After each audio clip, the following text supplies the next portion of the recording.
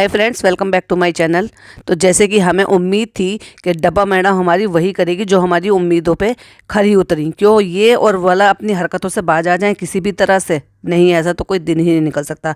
तो फाइनली इनका व्लॉग आ गया जिसको देखकर मुझे इतना ज़्यादा गुस्सा आया है। और वो गुस्सा क्यों आया चलिए आपको बताती हूँ। पहली बात तो ऐसा क्या इम्पोर्टेंट काम था वहाँ पर जब इन्हें फिर से वापस से ही लौटकर यहीं आना है, क्योंकि यहाँ सारी तैयारियाँ चल रही हैं। और दूसरा, इनकी जो हाउस हेल्प हैं वो बहुत ज़्यादा बीमार हैं, ऑपरेशन हुआ है। तो ऐसे टाइम पर इनको अपनी इन लॉज की, अपनी सास की ज़्यादा केयर करनी चाहिए, ज़्यादा उनको काम में सपोर्ट करना चाहिए और रुकना चाहिए था वहाँ पर। कुछ दिन तो एटलीस्ट रुक जाते, जब तक किसी और का इंतज़ाम कर देते या फिर मेंशन करते इस बात के लिए कि हम वहाँ पर किसी और का इंतज़ाम कर कर आए हैं। चलिए वहाँ से निकल गए हैं और अगले सीन में जब वहाँ झांसी पहुँच जाते हैं तो वहाँ पर बताती हैं कि फ़ोन आया है, बेटी खाला के जो ससुर हैं उनकी थोड़ी सी तबीयत खराब हो गई, इसलिए अम्मा और बेटी खाला वापस जा रही हैं। पहली बात तो मैं आपको बता दूं कि उनका 2 दिन से बोल बंद था, जो कि हमें इनके जो कज़न हैं उनके व्लॉग से ये पता चल गया था कि वो इतने सीरियस बीमार थे। तो 2 दिन से उनका बोल बंद था। तो अगर उनकी इस कंडीशन थी, इस तरह से उनकी ज़्यादा तबीयत खराब थी, तो उनको जाना ही नहीं चाहिए था। डॉक्टर खाला को रुकना चाहिए था। उनके बेटे तो बाहर रहते हैं, दूर रहते हैं, दूसरे देश में रहते हैं, तो एटलीस्ट इनको तो रुक जाना चाहिए था। वहाँ पर ऐसा क्या इंपॉर्टेंट काम था जो उनको ऐसी कंडीशन में छोड़ के जाना पड़ा? और फिर जब झांसी तक ही पहुंचे तब जब उनकी कंडीशन और ज़्यादा ख़राब हो गई, तब उनके पास उनको खबर करा दी गई। अच्छा, इन्होंने ये कहा कि थोड़ी सी तबीयत ख़राब है, यानी कि इन्होंने यहाँ पर झूठ बोला। लेकिन जो उनके कज़न हैं उनके व्लॉग से पता चल गया था, जो कि अम्मा ही उन बात को कहती हुई नजर आई कि वो उनकी हालत ज़्यादा ख़राब थी। और जैसे ये लोग घर पहुँचे उन्होंने हाथ ऐसे इस तरह से फिराया और जैसे ही उन्होंने दम दे दिया, यानी कि ऐसा लग रहा था मानो जैसे उनकी जान बस इसी चीज़ में अटक रही हो कि उनको वो देख लें और उसके बाद वो इस दुनिया से चले जाएं। जो कि अम्मा इन बातों को बोल रही थी और जो इनके कज़न है उनकी मदर भी वहाँ पर बोल रही थी। और वहाँ इसी बात को वो दोहरा रही थी कि ये सब नसीब की बात होती है, किस्मत की बात होती है। आपका नहीं जाना लिखा हुआ था तो आपको जाना ही नहीं चाहिए था जब वो इतनी बीमार। जब तक हम ये वीडियो बना रहे हैं तब तक इनके जो कज़न हैं उन्होंने एक वीडियो डाली है अभी 10 मिनट पहले, और उन्होंने कहा है कि मेरे व्लॉग्स हटवाए गए हैं क्योंकि पैसे कमाने के लिए लोग क्या क्या नहीं करते। यानी कि पर्पसली उनकी जो वीडियोज़ हैं जिनमें उन्होंने ये सारी बातें रिवील की हैं वो सारी वीडियोज़ हटवाई गई हैं। और जैसे ही डॉक्टर खाला और अम्मा वहाँ पर पहुँची थी उसके बाद ही उन्होंने दम दे दिया। तो क्या ये खबर उनको नहीं मिल गई होगी ट्रेन में? और इन्होंने कोई मेंशन नहीं किया, कोई भी इस बारे में जिक्र नहीं किया। और उसके बाद ये जब घर पहुंच जाती हैं तो वहाँ दरवाजे के बाहर खड़े होकर कहती हैं अच्छा बच्चे तो स्कूल गए होंगे। और दरवाज़ा जो है वो पिज़्ज़ा खोलती है, यानी कि वो स्कूल नहीं गई, उस दिन उसकी छुट्टी होती है।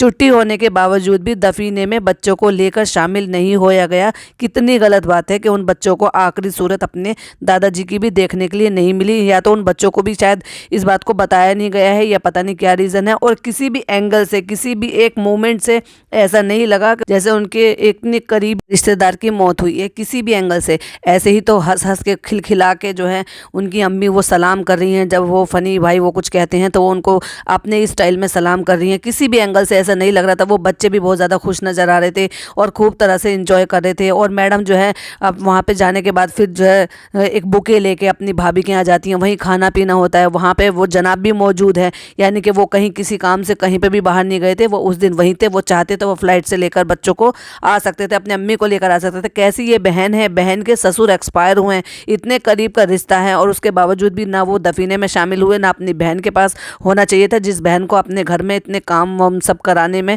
वो इतनी बिजी रखती हैं, उस बहन का मतलब इतना सा भी बस इतना कहते हुए दिखा दिया कि बेटी खाला से बात कर रही हैं फ़ोन पर। सिर्फ फ़ोन पे बात करने से हो जाता है? दूसरे देश में नहीं हो आप सिर्फ दूसरे शहर में हो। खुशी मना रही हैं, कॉन्ग्रेचुलेट कर रहे हैं कि हमने उनका घर नहीं देखा, उनका घर तैयार हो गया है, तो हम जब से अब आए हैं तो चलो हम जो है एक फ्लावर बुके के साथ हम इनको एक नोट बना के दे देते हैं। फाइनली वहाँ ऊपर चले जाती हैं तो वहाँ जो उनकी प्यारी भाभी जो है वो अपने हाथों से खाना उन्होंने शायद बनाया है, तो वहीं खाती हुई जो है वो नज़र आती है। वो भी झूठ बोलती हैं, उन पर भी हम बाद में बात करेंगे कि उन्होंने महीनों में खाना बनाया। वाओ, अभी हम तो कुछ दिन पहले ही तो हम देख रहे थे आपको किचन में कुछ बनाते हुए।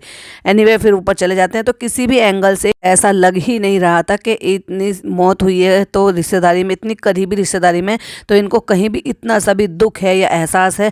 इनके लिए बिल्कुल डेली का रूटीन था, जैसे इनका हमेशा का रूटीन रहता है। वही अम्मी का हंस हंस के खिलखिला के बात करना, वही बच्चों का हंसी ठिठोली करना, वही जो है मैडम का भी कुछ कहना। और जबकि जनाब भी घर पर थे तो एक दफ़ा भी एक स्टोरी लगा के, कम्युनिटी लगा के अपने सब्सक्राइबर को जो छोटी छोटी सी चीज़ों के लिए जो है फटाफट कह देते हैं दुआओं की दरख्वास्त है, हमारे लिए दुआ करना, छोटों को प्यार बड़ों को प्यार, ये सब डायलॉग बाजी बोलना ना बंद करें। अगर आप रिश्तों की कदर नहीं करते। मुझे तो ऐसा लगता है कि ये सारी बहनों का ही ऐसा है कि बस अपने अपना परिवार रखो और ससुराल वालों को भाड़ में जाने दो। सो यही इन्होंने जो है यही समझा। पता नहीं कैसे इस बीमारी में भी अगर डॉक्टर खाला को ये पता था कि वो इतने बीमार हैं तो ऐसी कंडीशन में वो छोड़कर क्यों जा रहे हैं। अब वो क्लिपिंग हम नहीं लगा सकते क्योंकि वो व्लॉग वहाँ से हटवा दिए गए हैं। जैसे ही मैंने सोचा कि वो चलिए क्लिपिंग थोड़ी सी ऐड कर देते जिससे कि आप लोगों को ये पता चले कि जब वो अम्मा ये कह रही थी कि उनका बोल बंद था, यानी कि 2 दिन से उनका बोल बंद था। अगर वो इतने सीरियस बीमार थे तो और उनकी डॉक्टर खाला को पता नहीं था कि वो इतने सीरियस बीमार थे, ऐसे क्या इतना इंपॉर्टेंट काम था तो वो चाहती तो वो रुक सकती थी। ऐसे में और 2 लोगों की ज़रूरत होती है अगर घर में कोई इतना सीरियस बीमार होता है जिसकी कंडीशन का ये नहीं पता कि ये अब कितने और सांसें इनमें बाकी हैं। उसके बावजूद भी जो है ना डब्बा मैडम के साथ वो चली गई, अम्मा को भी लेकर जा रही थी। तो वो जब रास्ते में खबर आई तो वो लोग वापस आ गए और जैसे ही वापस आए तो उनका दम चला गया। और इनको भी खबर तो मिल ही गई होगी लेकिन किसी भी तरह से एक भी बातों से वो खुशी ठिठोली वो सब होती हुई नजर आ रही है। अपना डेली की वो अपना व्लॉग पैसा कमाने के लिए, सही कहा है इनके कज़न ने जो अभी वीडियो डाली है उसमें सही कहा है कि लोग पैसा कमाने के लिए कितना गिर जाते हैं कि हर रिश्तों को ताक पर रख देते हैं। अब जैसे कि उनकी वीडियो से और भी कई सारी बातें सामने आई थी, ये भी पता चला था कि कब उनका दफीना हुआ या कब उनको जो है कैसे कैसे क्या हुआ, क्यों वो वापस आ गए और कब क्या हो गया। तो जो चीज़ें इनकी व्लॉग से पता चल रही थी तो उन पर प्रेशराइज कराकर वो व्लॉग उनकी वीडियोस हटवा दी गई, जो कि वो अभी अपने उस वीडियो में कहते हुए नजर आ रहे हैं। घर पहुंच गए तो भैया व्लॉग भी बनाना है, व्लॉग बनाना है तो घूमना फिरना है, घूमना फिरना है तो गाड़ी चाहिए। सो गाड़ी जो है इतने दिन से नहीं चली थी तो उसकी बैटरी चली गई है। तो फनी भाई साहब हमारे जो है वो गाड़ी की बैटरी बदलवाने के लिए चले जाते हैं और उसके बाद फिर निकल लेते हैं फिर से घूमने के लिए। और शॉपिंग के बिना तो इनका व्लॉग कंप्लीट हो ही नहीं सकता। तो ये सारे काम कर रहे हैं और एक इनके लिए एक पार्सल आया जिसको देखकर बहुत ही ज़्यादा इमोशनल हो गई।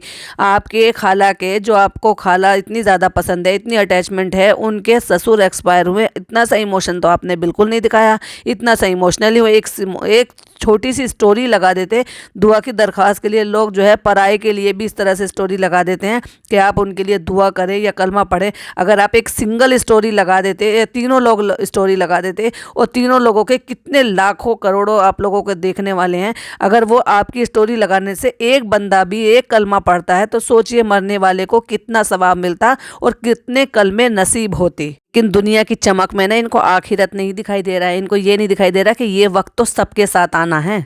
फिर अपनी ज़िंदगी में मस्त होकर अपना मेकअप वेकअप करके कोट सेट पहन के निकल के चल दी। फिर मैडम को फाइनली जो है मैचिंग बैग भी चाहिए और वहाँ वो बच्ची कितना खिलखिला के बात कर रही थी ना, मुझे देखकर इतना ज़्यादा गुस्सा आ रहा था। तो कम से कम ये तो दिखाना चाहिए ना कि तुम खिलखिला के हंस रहे हो, वो भी तुम्हारे दादाजी की मौत पर।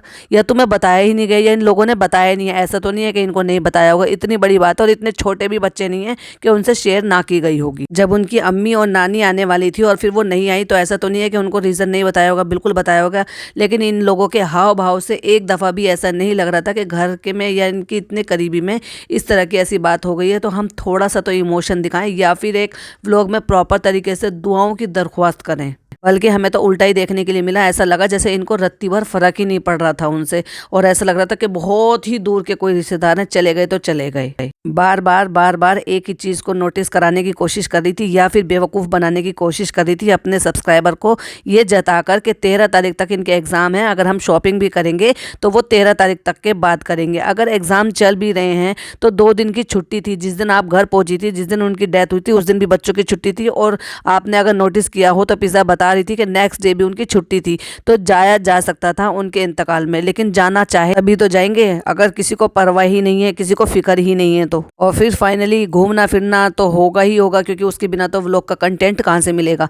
तो बस गाड़ी में बैठ के निकल लेते हैं घूमने फिरने के लिए। क्योंकि जो सूट लेकर आए थे, क्योंकि अपनी अम्मी की डाइट ख़राब कर दी इन्होंने या फिर वो अब प्रॉपर तरीके से नहीं कर रही हैं, तो जो सूट लेकर आई थी रेडीमेड वो उनको टाइट रह गए, तो वो सूट उनको चेंज करने के लिए जाने थे। तो मैडम जी अपने लिए भी जाएँ क्योंकि किसी चीज़ की कोई वो तो है ही नहीं इनको कि ना हिसाब देना है ना कुछ देना। और फाइनली ये बताया गया कि अब जो है वो फनी भाई के टीथ जो है वो क्लीनिंग कराए गए, क्योंकि लोगों ने इतने भर भर के कमेंट किए, लोग इतना खिल्ली उड़ाते हैं, मजाक उड़ाते हैं ना। तो फाइनली ये डिसीजन ले लिया गया कि अब उनके जो टीथ है वो क्लीन करा दिए जाएंगे। और मुझे तो हंसी आ रही थी जब वो खुद ही ये कहते आज मेरे दांत क्लीन हो जाएंगे, तो गंदे करे ही क्यों थे गंदी गंदी चीज़ें खाकर। फिर क्लीनिंग पहुंच जाते हैं और वहाँ पर जो वो शू रैक होता है जिसमें वो आपके शू को कवर कर देते हैं, उस तरह के वो बॉक्स रखा रखा होता है वहाँ पे मैं अम्मी को सिखाती हैं तो वो तो सही से कर लेती हैं, लेकिन जब खुद पैर रखती हैं तो लगता है उसको शायद तोड़ ही देती हैं। और फिर बाद में जब दूसरा पैर डालती हैं तो कहती है ख़त्म हो गया। कितनी अजीब सी आवाज़ आई थी और खुद ही इमोजी लगा के अपना खुद का ही मजाक उड़ा रही थी। फिर घूमने फिरने आए, घर से बाहर निकले और ठूसम ठास ना करें, बाहर का खाना ना खाएं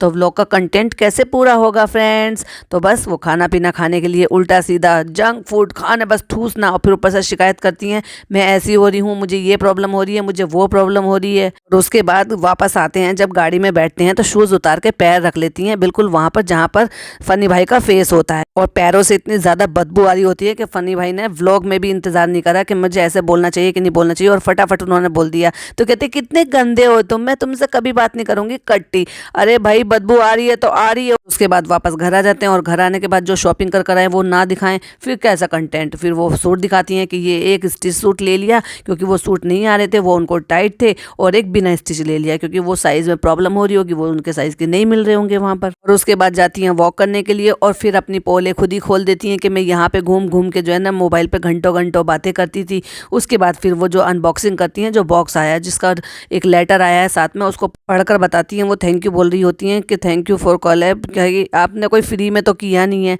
आप सामान ले रहे हैं तब आप उनकी स्टोरी लगा रहे हैं। उसके बाद बॉक्स खोलती हैं तो उसमें एक छोटा सा टेडी बियर होता है, चॉकलेट होता है, सूट होती हैं, मोजड़ी होती हैं और ज्वेलरी होती हैं, और एक डब्बा आता है जिसमें जो लिखा होता है जीजू के लिए। ओफो, सोन पापड़ी से कितने ज़्यादा खुश हो गए फ़नी भाई कि मैं आज रात को ही खा डालूंगा, इतना तक बोल दिया एक्साइटमेंट में। और वहीं जो है फ़नी भाई बीवी की तारीफ करते हुए कहते हैं कि मुझे बहुत अच्छा लगता है, बहुत ही प्राउड फील होता है कि जब तुम लोगों की ऐसे मदद करती हो और लोगों के इस तरह के मैसेजेस आते हैं। भाई आप तो कुछ करके दिखाओ, आप भी तो प्राउड फील कराओ अपनी बीवी को कुछ काम धंधा करके। और एक चीज़ और नोटिस करिए आप लोगों ने, एक दूसरे को नीचे दिखाने का कोई मौका नहीं छोड़ते। जैसे कि फ़नी भाई ने बोल दिया था कि तुम्हारे पैरों में से बदबू आ रही है, इंसल्ट कर दी थी, वैसे ही जब फ़नी भाई बोल रहे थे कि मैं बैंक जा रहा हूँ तो कहा बहुत सारे पैसे आ गए हैं तुम्हारे पास, मजाक उड़ा रही हूँ, क्योंकि पता है ना कि कोई काम धंधा तो करते नहीं तो पैसे आएंगे कहाँ से। ये था पत्थर दिल वालों की स्टोरी, जो कि एक मौत होने के बाद भी इन पर रत्ती भर फर्क नहीं पड़ा किसी भी तरह का। तो ये था मेरा रिएक्शन। वीडियो पसंद आए तो लाइक शेयर कीजिएगा, चैनल पर पहली बार आए तो सब्सक्राइब कीजिएगा। मिलती हूँ एक और वीडियो के साथ। टिल देन बाय बाय, अल्लाह हाफिज़, टेक केयर।